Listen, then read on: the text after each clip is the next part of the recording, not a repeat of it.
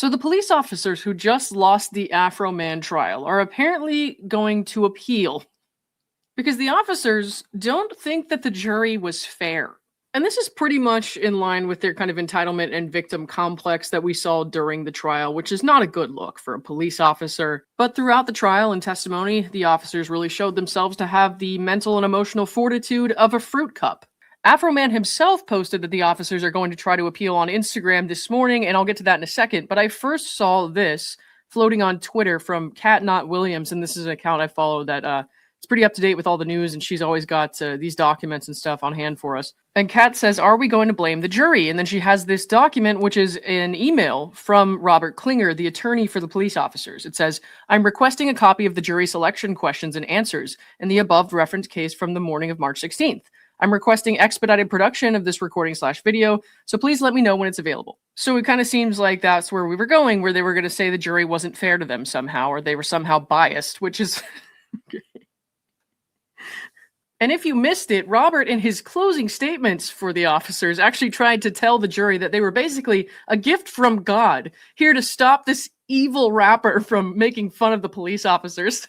And I'll show you some of that after we go through this post from this morning. And I think we know by now that nobody here is safe from AFROMAN if they've contributed to this kind of ridiculous situation where he's now going to have to continue to defend himself after, these officers kicked down his door wrongfully based on a really shady warrant saying that there were, kidnap victims in a dungeon when his house doesn't have a dungeon or even a basement. And then after they vandalized his property and refused to help him even prop his door back up, apologize or pay for damages to repair the things they broke, he made fun of them in rap videos and songs. And these little snowflakes decided to take him to court and try to get millions of dollars in damages. Millions of dollars. Because they claimed they were subject to so much pain and emotional distress over these videos. One of the officers even suffered the horror of being gifted several pound cakes. But here's what AFROMAN has to say this morning. He says, "Good morning, ladies. Rip off statutory rape Robert." Okay, we're starting off strong there. "Kick it out of court if you're a cop Klinger. Robert Klinger, the protector of pedophile police officers, thieves, liars, etc., is filing an appeal. He feels the jury was unfair to the pedophile police officers, thieves, and liars. Robert Klinger does not understand the fact that the whole world was watching the case on the internet. The whole world knows he represents pedophile police officers laying in bed with convicted felony ex-convict wives." Jesus. "The whole world knows Robert Klinger represents Sean Grooming Grooms, the guy known for giving drug-addicted women like Tasha Purdon, the one he's with now at this very moment, go knock on the door, penis plea deals, and having sex with them on duty. Oh my..." Robert Klinger does not watch the news. He doesn't know there's a whole nation and world full of police officers like this. What he doesn't know is he's not going to find any jury in the world to support his pedophile ex-convict wife thief lying unaccountable police officers.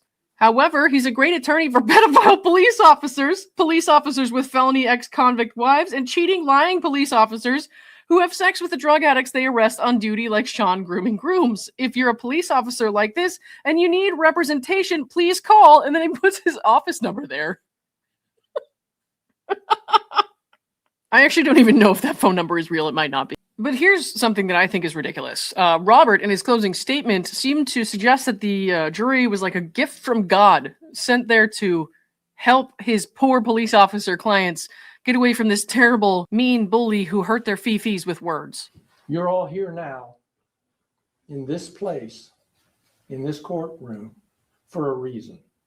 And I believe there's a power higher than us that brought you here today to do this job, and that you are the chosen people to do it.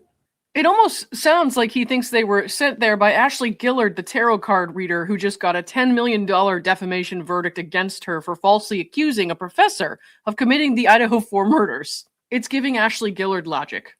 Nobody else is going to do it. There's not going to be another trial. There's not going to be a second chance. This Robert, is the day isn't there? Then what exactly are you trying to do? Whether Mr. Foreman gets away with what he's done, and whether these plaintiffs deserve something to make up for what they've been through, and whether the community is told that what he did is unacceptable. So here's the problem with Robert's statement here. When they're talking about whether or not they get something for what they've been through, it's insanely hypocritical, because these officers with a load of weapons kick down innocent people's doors and then refuse to even help them fix the door or pay for repairs are now in a court demanding that that innocent person whose home they vandalized pay them for hurt fees. My takeaway from Robert's closing statement here is that I would not want to entrust these people with a badge and a gun to protect the community, because what if my life is at stake and these officers are called to a scene and the perpetrator who's threatening my life calls Lisa a lesbian? Is she going to cry and leave? Because apparently she's saying that she was in so much distress that she, had to leave work or felt like she needed to leave work some days. Did whatever God we believe in really send these people here to send that message? That we should reward that type of behavior? The lack of self-awareness it takes to flip off somebody's security cameras, bust up their property when they were totally innocent, and then treat them like a piece of shit and say, we're not required to do that when they ask you for help, just propping the door back up, fixing the door. Because I'm not a religious person, but in addition to the freedom of speech we have, one other thing I love about this country is that we all get to have our own beliefs. But I don't know a single person of any religious or spiritual persuasion who would look at this and think that is the divine intervention the book was telling us about. It's honest to God pathetic, and it's only going to continue to hurt these people's reputation. I mean, some of the entitlement we didn't even see in the media feed, but the actual court footage that has been released shows even worse moments. And this is again back to X, the account Cat Not Williams. Go follow her if you don't already, because she's got lots of good stuff on there. But here's a moment that I hadn't seen when the actual trial footage from the news station was on. But it's another display of pathetic entitlement. And it just wouldn't stop. It enraged the community. And it got to the point that we were receiving death threats at work. It got to the point that my family felt unsafe. It got to the point where we would get a call that says, oh, I'm coming down there. I'm coming down to do whatever. It was a threatening call. And then we get a call about a tree down. Hey, so by the way, before we finish this clip, any credible threats that these officers received would be potentially subject to arrest and prosecution. It seems quite apparent that they did not find any credible threats. I remember in one of these officers' depositions that was posted by AFROMAN online, AFROMAN's attorney questioned them about the threats they were receiving, and he said, don't you find it odd that they found no reason to pursue any reports you made of threats? And he said, well, no, I told somebody about it, but no, I guess they never did anything. Also, these are police officers. They're going to receive threats on a regular basis. I personally don't condone threatening anybody. That's not my style. I'm just the type to sit here and bitch about it on the YouTube. But unfortunately, police officers are always going to receive threats, a lot of the time from actual criminals. And they need to be able to handle that if we're going to trust them with a position of power and authority and a gun. That is part of the job. So again, while I don't condone threatening any of these officers or anyone in general, this is crybaby behavior right here, because most of the threats they get probably have absolutely nothing to do with AFROMAN. They just want to collect a bag to further punish this dude whose house they fucked up because he didn't lie down and take it. He had the balls to speak up and make fun of them for it and turn this horrible experience that he had into something fun and creative. But it gets worse. Hold on. Got to the point where we would get a call that says, oh, I'm coming down there. I'm coming down to do whatever. It was a threatening call. And then we'd get a call about a tree down in a wildlife area.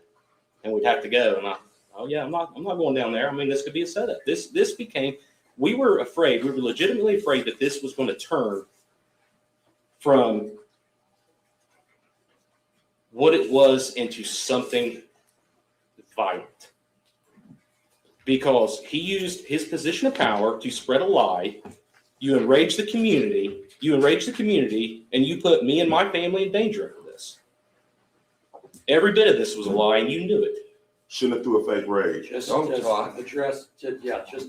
disregard the court statement.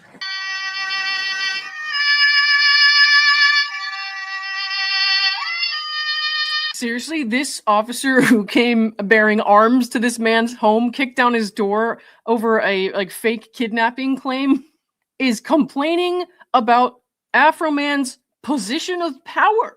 Interesting choice of words. One that most citizens will not be sympathetic to. If the man who is actually in a position of power, who vandalized someone's property and is trying to punish the victim of that for it, is now trying to claim that the victim is in a position of power. You're an actual police officer who has the power to fuck up innocent people's homes and then essentially spit on them for it afterwards when they ask you for help because you're not required to fix the damage and the havoc you caused. That is just an insane lack of self-awareness. I have never I'm losing words because I don't even know what else to say about that. But anyways, if they do appeal, as it appears they are going to, this is just going to make things worse. One of the officers, Sean Grooms, tried to claim that he was damaged by AFROMAN's videos and statements because it, messed up his marriage, led to a divorce.